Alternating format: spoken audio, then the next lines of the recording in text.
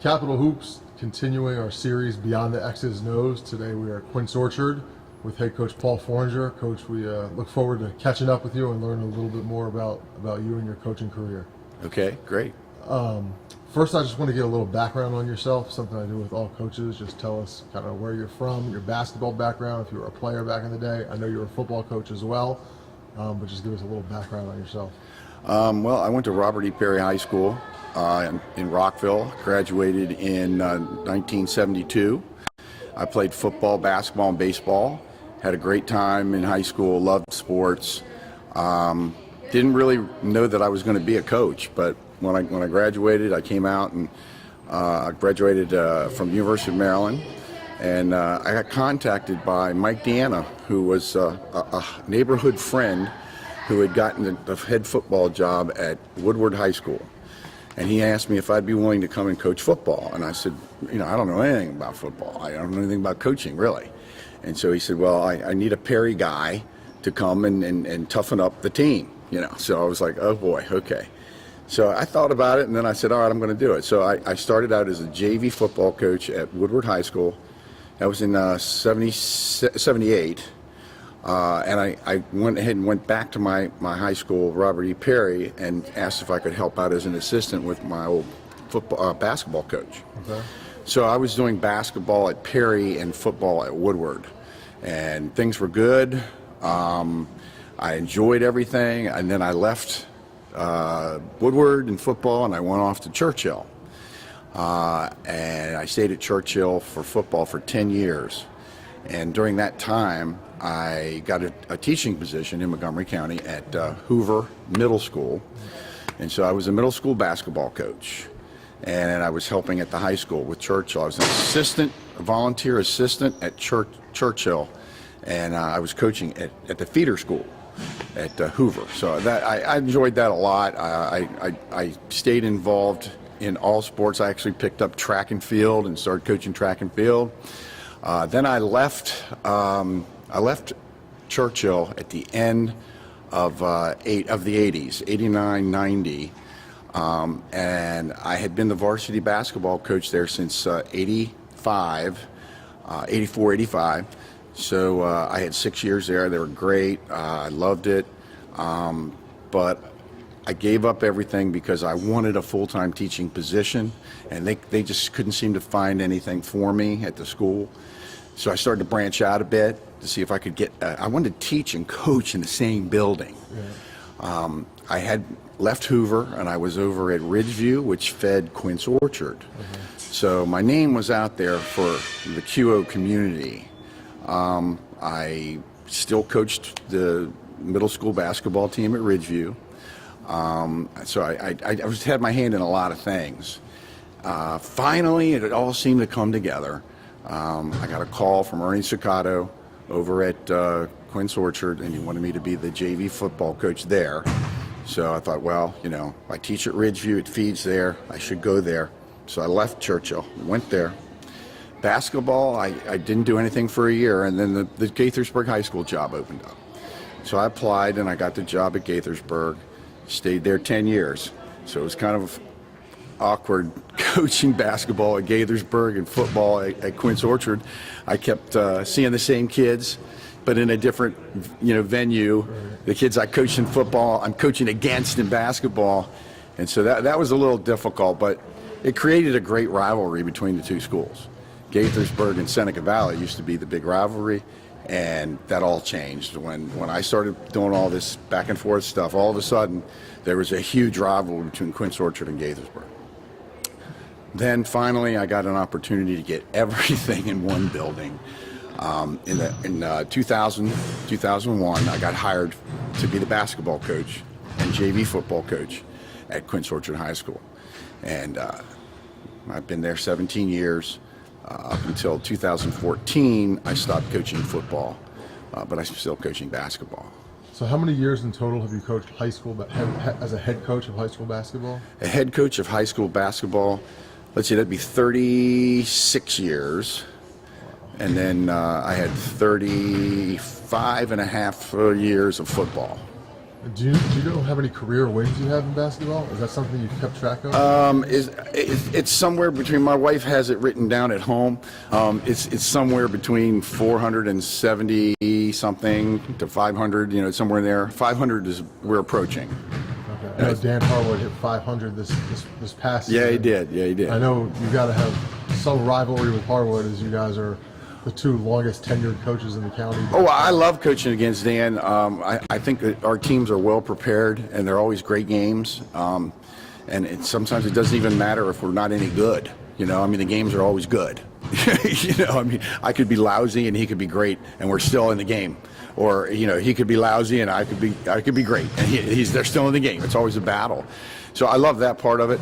I don't really feel any kind of, you know, thing with Dan trying to win more games or anything like that. I enjoy coaching because I like to see kids change. I like to see kids grow. I like to see kids learn life lessons. Those are the reasons why I coach. I don't coach to win. If I coached to win, I'd probably shoot myself about every other week, because you don't win all the time. Yeah. You know, somebody always has better talent. You're not going to win all the time unless you out-prepare them. If you out-prepare, if your team is more prepared than the best team in the world, you can beat them. So you have to win games in practice. You can win on a court. You know, maybe I make a decision here or there, but the bottom line is preparation, and you never know who can win that night. Whether you're the best team on that court that night, that doesn't make any difference. If the other team has out-prepared you, you're in trouble. Speaking of that, you had one of the more historical wins, perhaps is the best word to put it, in Maryland this past season.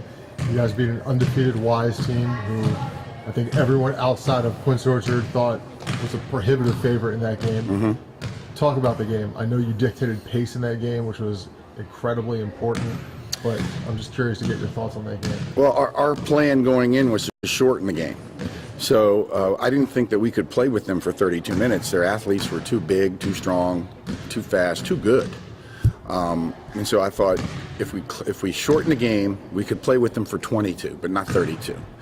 So that was our plan. It's just to, you know, make sure that each possession, we move the basketball, we don't shoot quickly, we find good opportunities, only wide open shots. Sometimes a minute and a half, we had the ball and we were moving it. We weren't standing there just holding it. We were moving the basketball. And eventually they got tired of playing defense. And I think that's why in the beginning we went up at halftime. It was like 30-19, I think. We were up 11 at halftime. And it was just because we were dictating a certain pace and we were hitting open shots. Yeah. I mean, if we had been missing those shots, it might have been a different story. But we hit those shots. And so that gave us a lot of confidence going into the second half. But, you know, like I said at halftime to the kids, that's a great basketball team. They're ranked 18th in the nation. Okay, don't you dare think for a second that you got this. Okay, you need to, you know, continue with our game plan. Don't get away from the game plan. And they came back and took the lead. What's going through your mind when they come back, they take a lead, I mean, it seems like everyone in that building is going crazy because Wise has finally arrived, right. Finally figured out what you had been doing to be so effective up until that point, and then you guys counter and come right back at them. You know, we broke down the film and we knew the strength of each one of their players. And so the kids knew if I guarded number 5, he's a shooter, I got to get out on him. Okay, if I guard number 0, I don't got to be on him. You know, he can't shoot. I'm going to back off because he wants to drive. So we had that down pretty well. The thing we didn't have were the substitutes. Mm-hmm. Some of their substitutes came in, we didn't know whether they could shoot or drive or what, you know. And those kids actually brought them back. I mean, if you look at the film, they hit the buzzer beater at the end of the third quarter. Yeah, they were shooting. They were doing, you know, we didn't know how to guard those kids. Right. The big guy, I mean, he started taking over, driving the ball to the basket and getting fouled and ones and things like that. We didn't really take charges in that quarter as well as I had hoped we would. But in the fourth quarter, we started taking charges, and we got some calls, and so they were turning the ball over. And then what was kind of shocking to me is that they held the ball. And you know, if you're the number 1 team in the DMV and you're standing there against Quince Orchard holding the ball on your hip saying, "Come and get me," I don't know. Yeah, I don't think they'd ever done that all year. And they weren't prepared for us to trap them. And so when we trapped them, they also threw the ball away. And we got steals, and we scored, got back into it a little bit, and got a little bit of a lead. I think we went up 3 or so. And then that shot by Colin Cruz from the corner was ridiculously important. So with that upset, that game, it's actually the game you're probably not known for most. You were involved in probably the best game in Maryland basketball state history, 5 overtime state championship game in 1998. A lot of people watching this probably aren't familiar with that, but I'm curious to get your reflection on that game. That was a crazy game. Who were you playing in that game? We were playing Oxon Hill. Okay. Michael Sweetney was on that team. He was only a sophomore. So he was killing us in the beginning. We were down 16 at halftime. We were down 11 going into the fourth quarter, and we tied it right at the end of regulation. They had the last shot and missed. And then we went into the first overtime, and it just was seesaw back and forth and back and forth. In the third overtime, we were down 3 with 6 seconds left. And I took a timeout. We set up a 3-point shot. And as soon as we threw the ball in, everybody ran all over the court. Nobody did what I asked. And it was the funniest thing you ever saw. The kid throwing the ball in on the right side of the court ended up banking in a 3-pointer at the buzzer on the opposite side of the court. He ran all the way across the court because my center took a 3 and it carried deep. And so he chased it down and he got it and he drilled backwards to get behind the arc, and he shot it like it was a prayer. And it went off the glass and in, and it tied the game. So we went to a fourth, and it was tied after the fourth, and then we won it in the fifth. We had they got in foul trouble. Sweetney fouled out, one of their other players fouled out, and we managed to make some foul shots down the stretch, and we pulled it out. It's like 96 to 91 or something like that. And you've been coaching for a long time. Yeah. Where do you think that game stacks up in Maryland state history? Well, I've been to a lot of them. There's a lot of exciting games. That game, people would walk to the top of Coalfield House like, okay, it's going to be over, right. And then they come back down, for the next overtime. And then towards the end, they walk back up and come in. It was the funniest thing to see. Yeah. Coalfield House was like a cracker box. Not cracker box, but an echo chamber. And you would sit there and call out something and go, ah! And the kids told me, he said, well, we can't hear anything. Okay, you got to use fingers. And so I'm like, doing finger, signals. Yeah. And really, it was just a remarkable evening. And 5 overtimes, you hated to see anybody lose the game at that point. The hardest thing for me to watch was really Oxon Hill kids, just being so dejected. We could have been that too. Could have gone either way. So we were. That was something that I'll never forget. That was one of the greatest. Do you have that game on film? Oh yeah. How often do you watch that? I would say within 10 years after it, I was watching it at least once a month. I've tailed off a bit, and now I have players who are adults and on that team. And they contact me and want to know if I still have a copy, so they could get a copy because they can't find theirs, Right. And so I kept like 10 copies. So yeah, I'm sending copies out to people now as a reminder. Yeah. I know recently you guys had an assistant coach who passed away. Yeah. It was the second assistant coach. Yes. Who passed away from cancer in your tenure here. Talk about how tough that is on the kids and yourself, the entire coaching staff, and how it helps bring you guys together, because it shows that life is short. Well, one of the toughest things about it is that they were both not only great coaches, but they were like my good friends.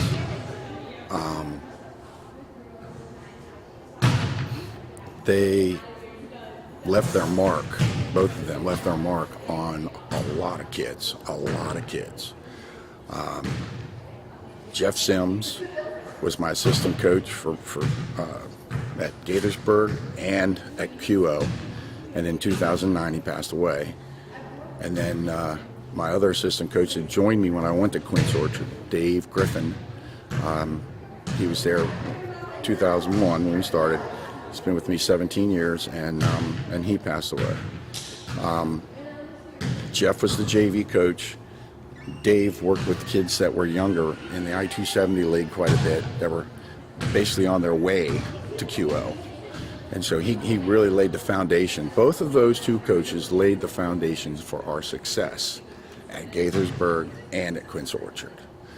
And a lot of those boys that they touched their lives, they're changed forever, because of those two men. Yeah. And we often talk about them, and when I see the kids that come back, we often have great chats about them, We had unbelievable jokes between us and stuff. It's just unbelievable camaraderie between all of us. So they're gone.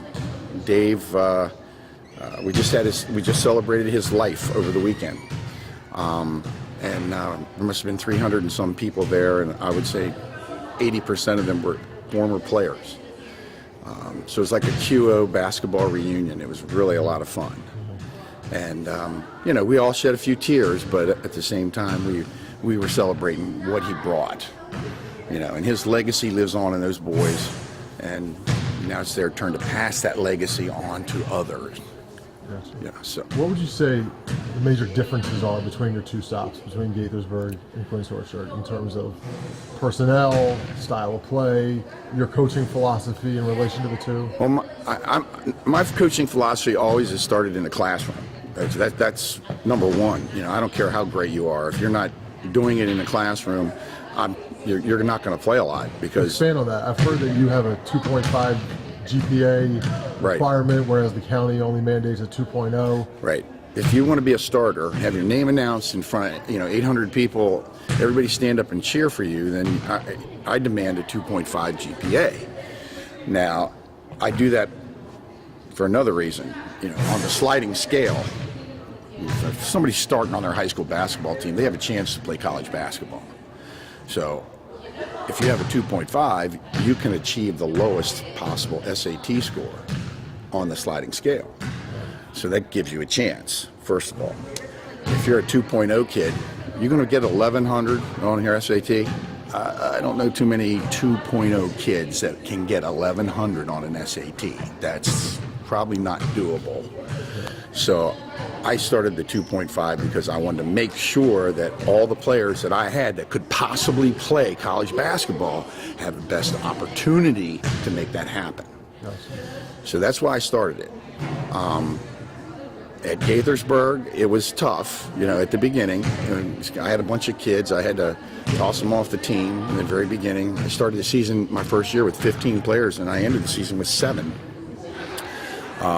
Because the character was a little bit different than what I had expected and what my expectations were. So the next year I lost 4. And then the third year, I didn't lose any. And we were in the region final playing for the regional championship against Springbrook. So things changed. It just took time, and I got them changed. And then once that happened, everybody in the basketball program in Gaithersburg knew that grades were number one. So that was great. When I went to QO, grades were, not much of a problem there. There were a couple kids that would struggle, but it wasn't too tough.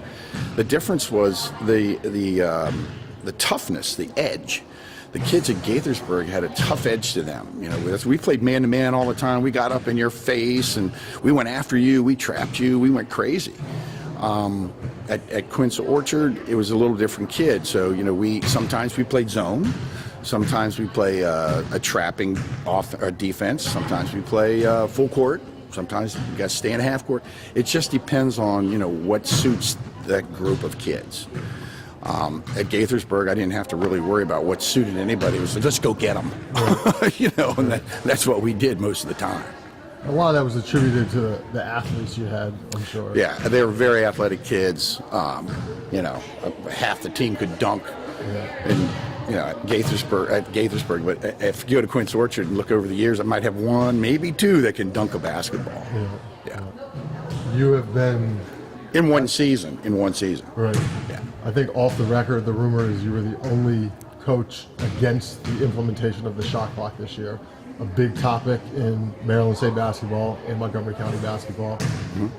Why do you think you were the only one after the entire county saw how much success you had in dictating pace and using the no shot clock to your advantage? Well, I'm puzzled by that because, like you said, they saw the game. They know how we stayed in it. And when you get out of our county, you're probably going to face teams that are way more athletic, probably a lot taller. Most of the kids in Montgomery County that are tall and quick and athletic, they get recruited out of the public school system and they go to, one of the private schools. So it's very difficult for us to compete beyond, our own region. I just think and this is just me. I just like to be able to control the tempo of the game and allow my kids to stay in the game longer. And if you go to a 35-second clock where you're forced to shoot the basketball, you have to either make that shot or you have to give the ball up to the other team more than you would really want them to have it if they're athletically superior. So, I don't know. I can't explain why that thought process is the way it is. I've heard some coaches say, well, we got to get them ready for the next level. They got to learn how to deal with that clock. And I'm looking at, out of 800 or 900 or 1,000 kids that play basketball in Montgomery County on high school basketball teams. I mean, how many of them actually go on to college and play college basketball? We're not talking about 50%, we're talking about less than 10% go.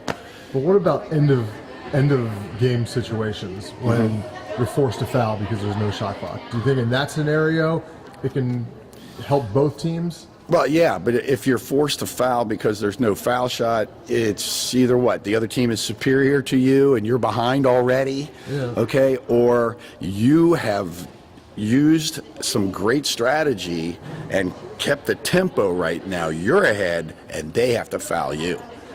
I mean, I don't mind being in either one of those situations. How is your strategy as a coach of a team that isn't super athletic and would prefer to not have a shot clock? How is your strategy with these kids going to change moving forward?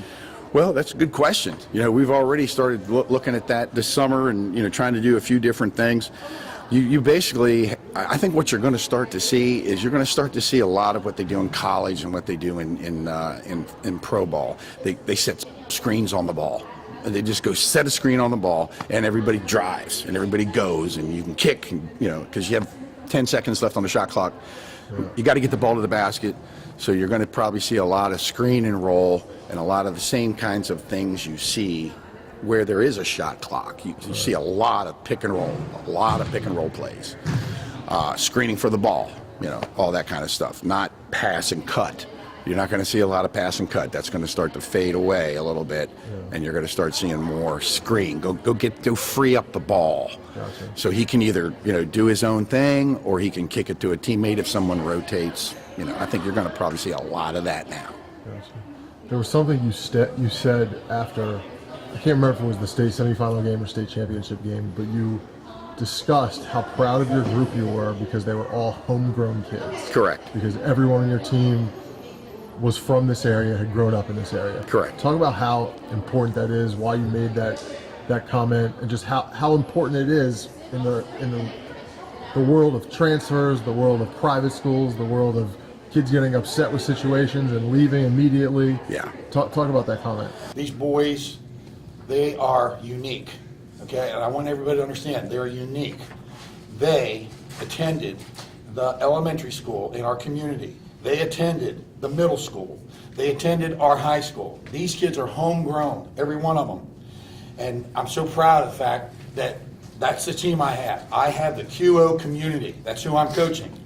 I think that's just an unbelievable feat, what they just did. And I'm so proud of them. It's just terrific. Well, I think I said that's unique, that this was a unique group of young men, and it's unique because you don't find that very much anymore. You can maybe get 4 or 5 kids that are all in the same elementary school, middle school, high school, from a school together. But there's always these pieces that are coming in and transferring in. We don't get that many transfers at Quince Orchard. I've had a few, but we don't get that many. And this was a group that was just so closely knit. I remember way back, when I used to go watch some of the Catholic League play, and I would watch St. John's had Jimmy, Billy, Joey, Johnny, and Rick, and those guys were all playing in the CYO league, and they've been playing together since they were in the fourth grade, and here they are now. They're all Johnnies. They're cadets. They're playing for St. John's. And they've grown up together, and they know each other's moves, and they just work together. They look like fantastic, It just looked pure basketball. And then, after the pressure to win, I guess, I don't know what, but next thing you know, you go watch those games and you see guys from Ethiopia and guys from Croatia, and you got all these kids coming in, and all of that was gone, and that was like a pristine basketball. And this team, this year, just reminded me so much of that. It's just together all the time, playing all the time, playing in the youth leagues together, coming into high school, and playing together, and it just warmed my heart to see it. It's something that we haven't seen for a long, long time in this area. Long time. You don't see this. In fact, in 1998, when we won the state title, I had a transfer kid come from Damascus. And that helped me. That helped us win. He was a great player. But this was just so special. See, to me, this was like one of the most specialist things that ever you could see. Right. And you saw how they played. They were like a machine working together. They knew where each other were. Sometimes people congratulate coaches that have seasons like we had, like Coach of the Year and all that, patting on the back and everything. You know what? I don't know that I was the Coach of the Year this year. I'll tell you when I was. We won 7 games, and we lost 14. I coached my rear end off. I coached every minute of every game so that team could win 7. That was my year that I was Coach of the Year, in my mind. But of course, everybody sees the victories and the Coach of the Year. Well, I didn't have to do a whole lot. I just had to give them a couple schemes, and they ran it all together because they loved playing basketball with each other. It was fantastic. We're 25 minutes deep in this interview, and John Firestein and Matt Kelly's names have not been brought up yet. Where do those two stack up in the kids you've coached in your career? Well, at Quince Orchard High School, they're probably 2 of the best players ever. Charles Lee was probably the best player to ever come out of Quince Orchard High School. Johnny and Matt, as far as their high school careers goes, they were excellent. They were the top 2 high school players out of Quince Orchard High School that I've ever coached. I had some great players at Gaithersburg High School. If you had to put together an all-Foringer team of your entire career, where would you go with that? Oh, my goodness. Well, I'll tell you what. It would probably be Charles Johnson from the 1998 team, Mike Ryan from the 1998 team. It would be Johnny Firestein from this year's team, and it would be Matt Kelly from this year's team. One more. And then Charles Lee from Quince Orchard. Those 5 kids were fantastic basketball players. Who would you say is the best player that you've ever coached against in your career? Ever coached against anyone who's made it to the NBA? Well, yeah, Jerome Williams went to Magruder, but he wasn't the Jerome Williams. Right. Yeah, he was shorter and a little bit different. Yeah. But you know what? There's been so many good ones. I don't know. I don't want to say anything bad about any of the others because there were so many. You coached against some good ones. Antoine Wills, you probably coached against. Yeah. Well, like I said, there's a lot of good ones. Yeah. And in all honesty, when we get ready to get prepared for somebody, I'll take my best defensive player and put them on the best offensive player on the other team, and I'll tell him, okay, I don't want you to score a point the entire game. I want you to focus on shutting down that player. So I want your goal to be not to let him outscore you. And so the kid realizes that he's not supposed to let a kid make a basket. Right. And so we do pretty good against some of the really good guys. We play pretty good defense. So I'm more concerned in games with my guys and what they're doing. and how they're executing our defense or offense. I mean, I pay attention to the other team, but my assistant coaches do more of that than I do. And they tell me, we got to stop that number 22 or whatever. I don't really pay attention. I'm watching my guys. I want to see what they're doing. My assistant coaches would probably be able to answer that question better than I can. How much is left in the tank for Paul Foringer? When will you know when it's time to hang it up? Tough question. I don't know. It's like my math resource teacher, he says to me all the time, when is it going to be your last year? You got to let me know. You got to let me know. And I told him, I said, I just feel like I'm going to go in the shower one day and I'm going to stand there and say, you know what am I doing? I'm not going to go across the street. I'm done. I don't want to teach anymore. And I'm going to go call him and say, I'm done. And he said, you can't do that. And I go, well, I think that's what's going to happen. It's not going to be, well, I really don't want to do this anymore, so I'm going to retire, in another 5 months. Because the next 5 months, I will be a horrible teacher. It won't be fair to the kids. So it's almost like that same thing in basketball. It's probably going to be, the season will end, I'll do some AAU stuff, maybe some summer league, and probably in the summertime, I'm going to say to myself, I don't want to do this anymore.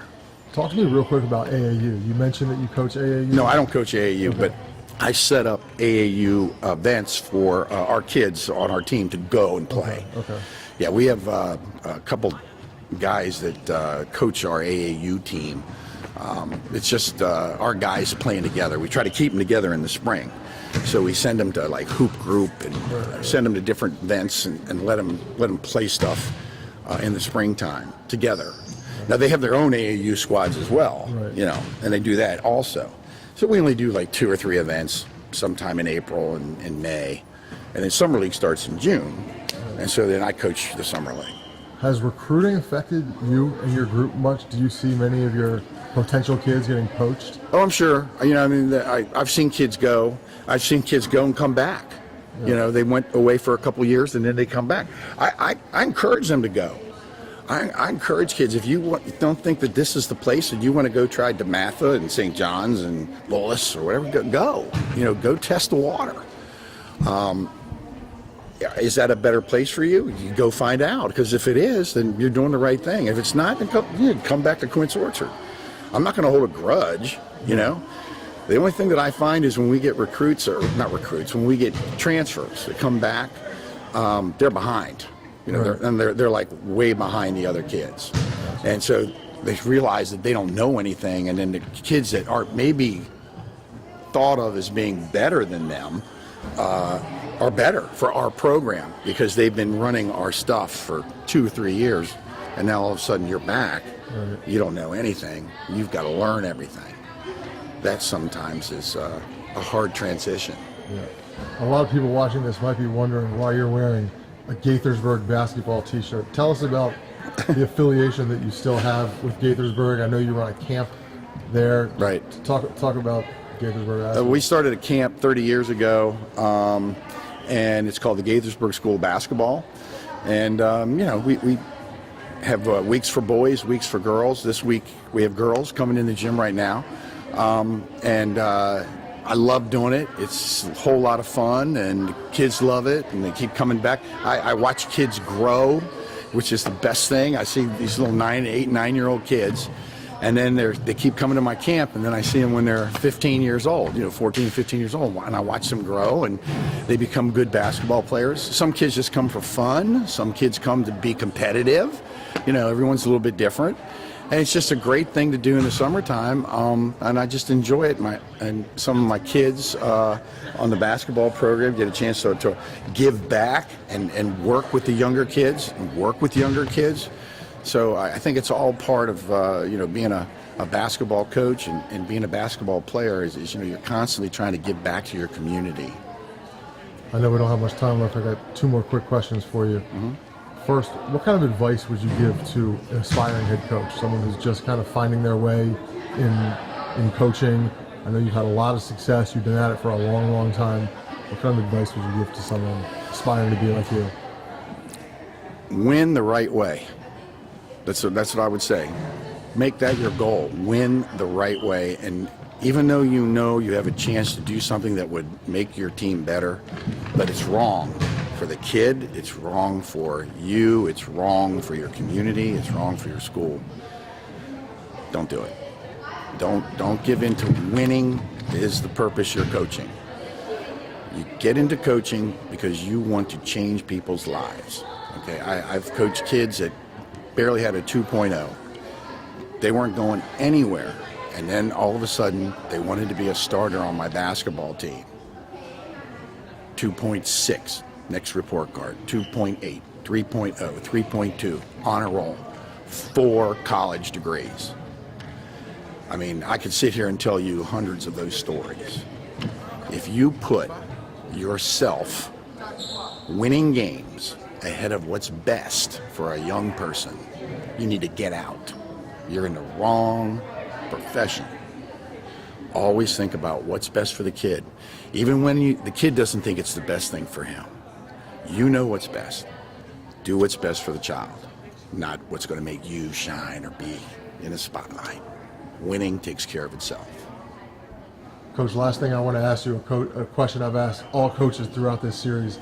If there was a pickup basketball game today amongst all of the coaches in the DMV, not just Montgomery County, but the entire DMV, who would your first pick be?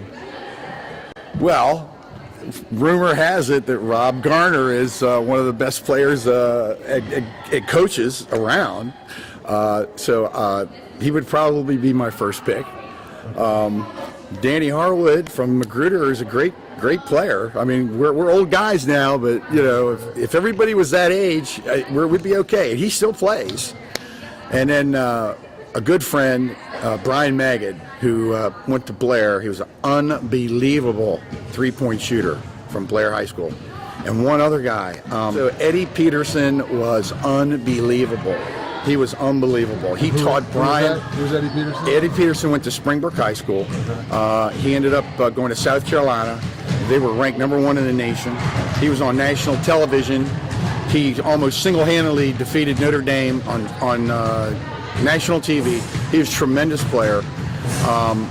He taught Brian Magid how to shoot. And Brian Magid is an unbelievable shooter. And Buzzy Brayman. All right, Coach. Well, we really appreciate the time. If there's anything else that you want to say, anything you think is important that people know about you, the floor is yours. I don't know if there's anything important to know about me, but I want to thank you guys for doing something like this and coming out to talk to coaches and you know, finding out about our backgrounds and kind of coaches we are and kind of seeing how we do give back, that we're trying to give back to the community, and we're just not here to be a coach. Right. You know, we're here to be something more than just the coach. Appreciate that from you guys a lot. You got it, Coach. We appreciate you giving us some time, and I look forward to seeing you next season. Okay, hopefully we'll be back. The kids say they're going back. All right. Thanks, Coach. Okay, thanks.